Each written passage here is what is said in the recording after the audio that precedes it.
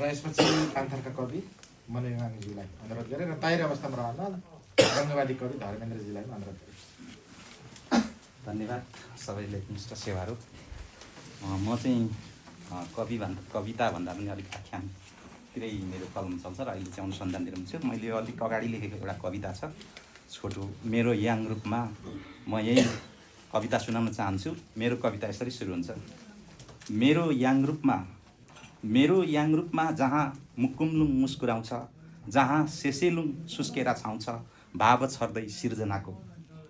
वसन्तमा लालिमाले सुशोभित थोक फेला अनि शिशिरमा फुल्ने चाँपको फुल यहाँ गर्विलो इतिहासको बयान गर्छ, पहिचान र समावेशिताको तर्क गर्छ, बिहानी देखाउँदै चेतनाको।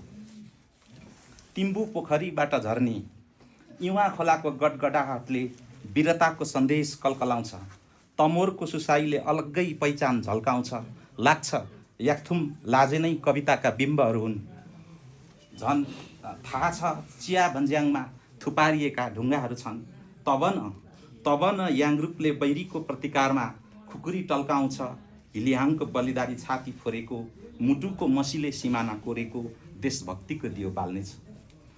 कञ्चनजङ्घा इत्रिएर कुम्भकर्णसँग भन्छ मेरो याङरूपले भावना ठिक छ, श्रीजङ्गाले ओडारमा सिर्जेको लिपि र भाषा तिमी पनि सिक त, सुखिममा भाषा सिकाउँदा उनको शरीरभरि गडिएको बाँड पनि झिक त, अनि मात्र थुङमा मुखमाको समर्पणले गर्विलो कदम चाल्नेछ।